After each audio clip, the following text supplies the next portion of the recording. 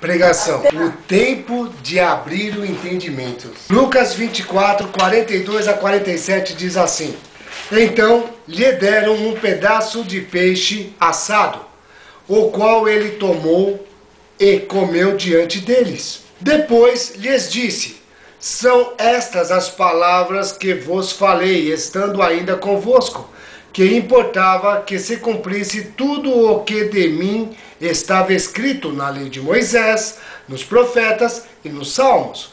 Então lhes abriu o entendimento para compreenderem as Escrituras, e disse-lhes: Assim está escrito, que o Cristo padecesse e ao terceiro dia ressurgisse dentre os mortos, e que em seu nome se pregasse o arrependimento para a remissão dos pecados a todas as nações, começando por Jerusalém.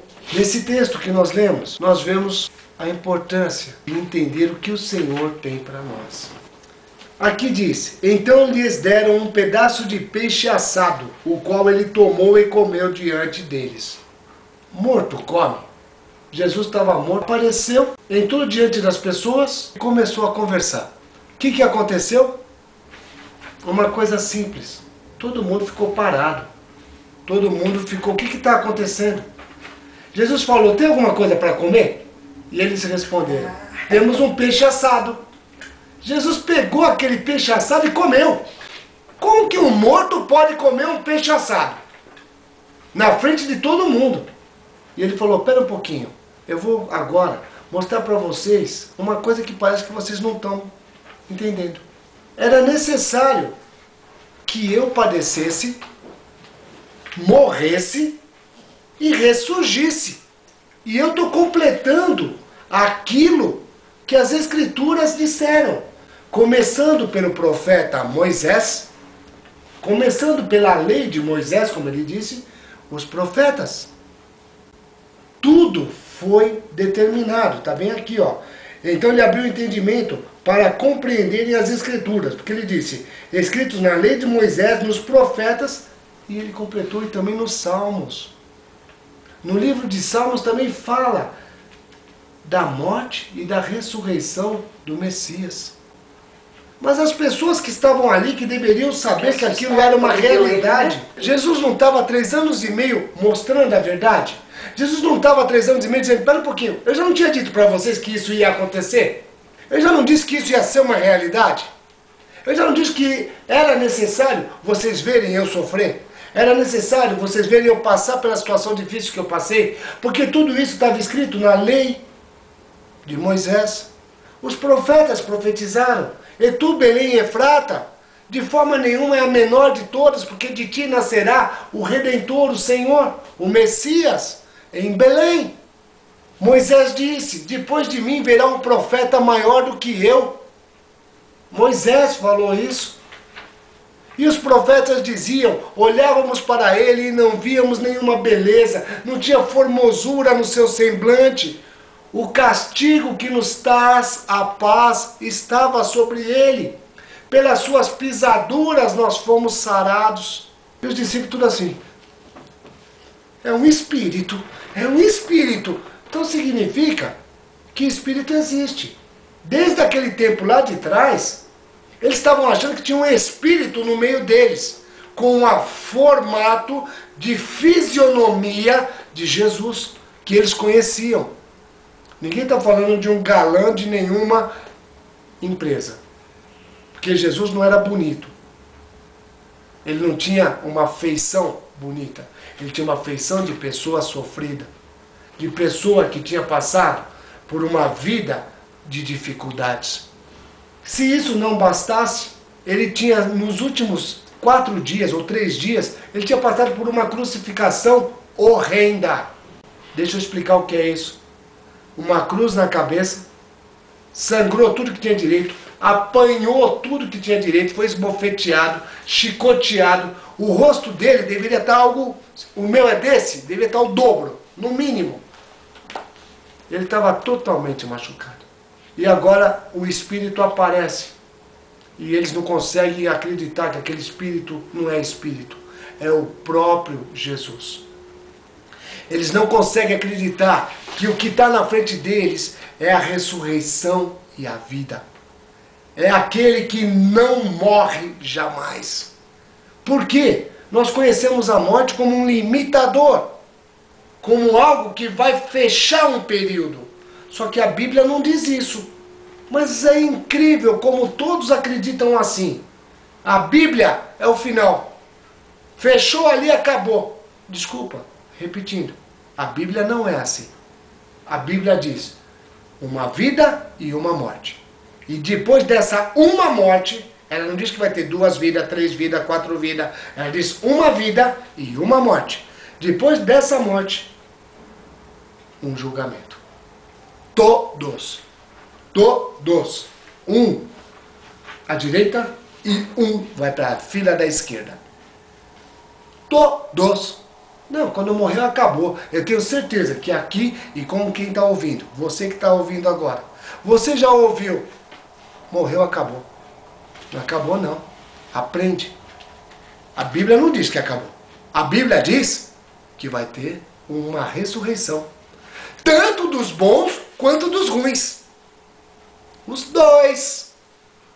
E o que vai acontecer? Uma coisa simples.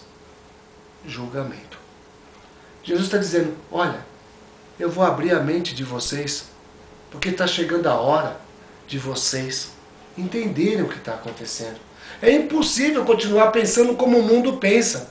É impossível continuar acreditando que a vida é só isso. Que, eu nasci para ser triste, agora eu estou com uma doença aqui, estou com mal aqui, olha aqui, eu não manquejava dessa, eu não doía dessa, agora eu estou... A vida não é isso não. É que nós nos acomodamos e achamos que essa tem que ser a nossa vida. Jesus chamou eles e falou, vamos conversar? Agora deixa eu explicar por que eu estou falando assim. Eles estavam dentro de uma sala fechada com medo que eram eles os próximos a serem ultrajados, machucados, apanharem, serem pegados à força e serem agredidos tanto quanto o mestre deles tinha sido. Eles não estavam dentro de um lugar guardado como nós estamos hoje nesse lugar, felizes e alegres, dizendo, olha, Jesus morreu e ele ressuscitou e ele vai voltar para vir buscar a gente. Tava não. Eles estavam escondidos, com medo, e falaram assim, não me abra a porta, não fecha todas as janelas, ninguém saiba que nós estamos aqui. Olha, se eles lembrarem que nós éramos os discípulos de Jesus, que desespero, olha o que vai acontecer. Eles estavam com esse espírito lá dentro. Eles não estavam dizendo, obrigado Senhor, glória, porque o Senhor cumpriu o que estava escrito nas Escrituras. A vida veio para o homem, para a terra. Nem Adão, a morte chegou. Agora Jesus trouxe a vida. Obrigado, Senhor. Não é isso que eles estavam fazendo, não. Eles estavam cada um cuidando da sua vida com o maior medo que batessem na porta e fossem os fariseus, os saduceus, os religiosos da época batendo na porta, o próprio Herodes, os próprios Pilatos batendo na porta e tirando eles para fora e dizendo, agora é vocês. Então mesmo Jesus aparecendo na frente deles, Jesus, o próprio Jesus, ainda assim eles duvidavam. E por favor, todo mundo aprendeu desde criança. Aqui está dizendo que todos duvidaram. Eu não vou falar, porque se eu falar, vai pegar mal.